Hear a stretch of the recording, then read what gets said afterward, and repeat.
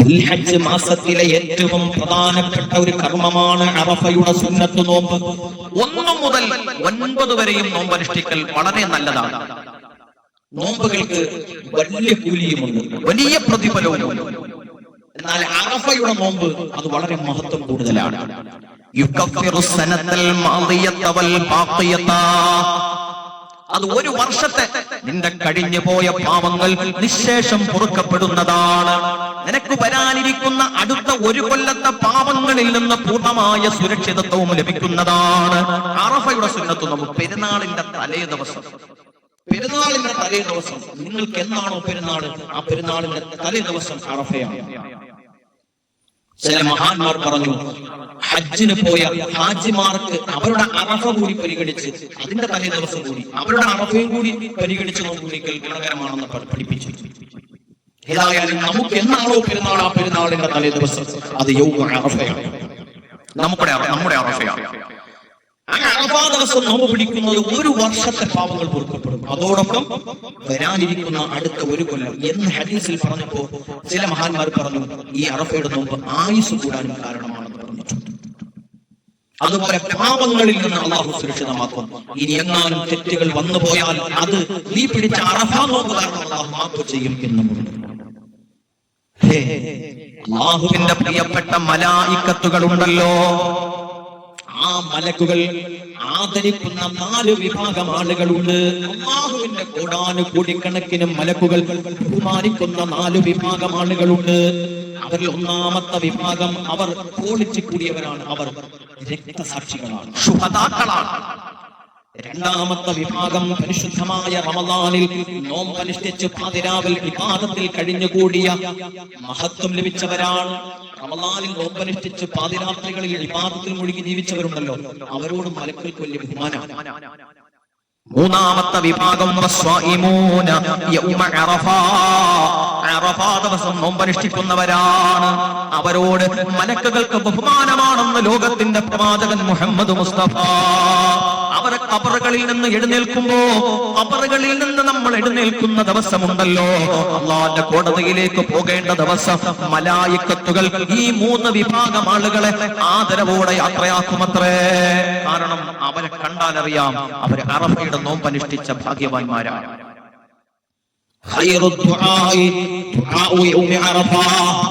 ലോകത്തിന്റെ നേതാവ് പറഞ്ഞുവല്ലോ, അറഫാ ദിവസത്തിൽ നിങ്ങൾ ദുആ ചെയ്തോ, കാരണം അറഫാ ദിവസത്തെ നോമ്പിന് ഇജാബത്തുണ്ടെന്ന്. ആ ദുആയാണ് ഏറ്റവും നല്ല പ്രാർത്ഥനയെന്ന് ലോകത്തിന്റെ നേതാവ് മുഹമ്മദ് മുസ്തഫ സല്ലല്ലാഹു അലൈഹി വസല്ലം അറഫാ ദിവസം ഖൈറു ദുആ യൗമി അറഫാ വഖൈറു മാ ഖുൽതു അന വന്നബിയൂന മിൻ ഖബ്ലി لا إله إلا الله وحده لا شريك له له الملك وله الحمد يحيي ويميت وهو على كل شيء قدير. അറഫാ ദിവസം ദുആയ്ക്ക് പറ്റിയ ദിവസമാണ്. അന്ന് ഈ ദിക്ർ ധാരാളം വർദ്ധിപ്പിക്കണം. لا إله إلا الله وحده لا شريك له له الملك وله الحمد يحيي ويميت وهو على كل شيء قدير. ഈ ദിക്ർ അന്നത്തെ ദിവസം അറഫാ നോമ്പുകാരനായി എത്ര ചൊല്ലാൻ കഴിയോ അത്ര കണ്ട് ചൊല്ലണം. നബി സല്ലല്ലാഹു അലൈഹി വസല്ലമ തങ്ങൾ അറഫാ ദിവസം ധാരാളം ചൊല്ലിയ ദിക്റുണ്ട്. ലാ ഇലാഹ ഇല്ലല്ലാഹു വഹ്ദഹു ലാ ശരീക ലഹു ലഹുൽ മുൽക്കു വലഹുൽ ഹംദു ബിയദിഹിൽ ഖൈറു വഹുവ അലാ കുല്ലി ഷൈഇൻ ഖദീർ. ഒന്നുകൂടി, لا إله إلا الله وحده لا شريك له له الملك وله الحمد بيده الخير وهو على كل شيء قدير. അറഫാ നോമ്പുകാരനായി ഈ 2 ദിക്റും കഴിയാവുന്നത്ര ചൊല്ലിയാൽ നമ്മൾ വിചാരിക്കുന്നതിലും അപ്പുറം, നമ്മൾ നിശ്ചയിക്കുന്നതിനേക്കാൾ കൂടുതൽ പ്രതിഫലം വരും. വലിയ വിഷമങ്ങൾ, പ്രയാസങ്ങൾ, പരീക്ഷണങ്ങളുമായി കിട്ടും. അല്ലാഹു തൗഫീഖ് നൽകട്ടെ. അതുപോലെ മഹാന്മാർ, മഹത്തുക്കൾ അവർ ഹദീസുകളിൽ നിന്ന് പറഞ്ഞു തരുന്നു, അറഫാ ദിവസം 1000 തവണ സൂറത്തുൽ ഇഖ്ലാസ് രാവിലെ ഒന്ന് നിയ്യത്ത് വെച്ചിരുന്നാൽ നമുക്ക് അന്ന് നോമ്പ് തുറയുടെ നേരമാകുമ്പോൾ 1000 ഇഖ്ലാസ് ഓതാൻ കഴിയും. ഭയങ്കര നേട്ടമാണ്. 1000 ഇഖ്ലാസ് ഓതിയിട്ട് അല്ലാഹുവോട് ദുആ ചെയ്താൽ അഅതാഹു അല്ലാഹു അസ്സ വജല്ല മാ സഅല, ചോദിച്ചാലും അല്ലാഹു തരും. സൂറത്തുൽ ഇഖ്ലാസിന്റെ പോരിശ പറഞ്ഞാൽ തീരൂല. സൂറത്തുൽ ഇഖ്ലാസ് എന്ന് പറയുന്നത് ഒരാൾ ഓതി തുടങ്ങിയാൽ സൂറത്തുൽ ഇഖ്ലാസ് ബിസ്മില്ലാഹിർ റഹ്മാനിർ റഹീം ഖുൽ ഹുവല്ലാഹു അഹദ് അല്ലാഹുസ് സമദ് ലം യലിദ് വലം യൂലദ് വലം യകുൽ ലഹു കുഫുവൻ അഹദ്, ഇത് ഓതി തുടങ്ങുമ്പോൾ പരിസരത്തുള്ള അല്ലാഹുവിന്റെ മലക്കുകൾ അതിന്റെ സുഗന്ധം കേട്ട് ഓതുന്നയാളെ പൊതിയും എന്ന് സയ്യിദുനാ മുഹമ്മദ് റസൂലുള്ളാഹി സ്വല്ലല്ലാഹു അലൈഹി വസല്ലം. അത് 3 തവണയാകുമ്പോ ഖുർആൻ മുഴുവനും ഓതി തീർത്ത കൂലിയായി. പിന്നീട് ആവർത്തിക്കുന്ന ഓരോന്നും അവന്റെ പദവികൾ ഉയരുകയാണ്. ഒരു ദിവസം മുടങ്ങാതെ 11 തവണ സുബഹി നമസ്കാരം കഴിഞ്ഞ ഒരാൾ ഇഖ്ലാസ് ഓതിയാൽ അള്ളാഹു അവന് സ്വർഗ്ഗത്തിൽ ഒരു കൊട്ടാരം നിർമ്മിക്കും എന്ന് സയ്യിദുനാ മുഹമ്മദ് മുസ്തഫ.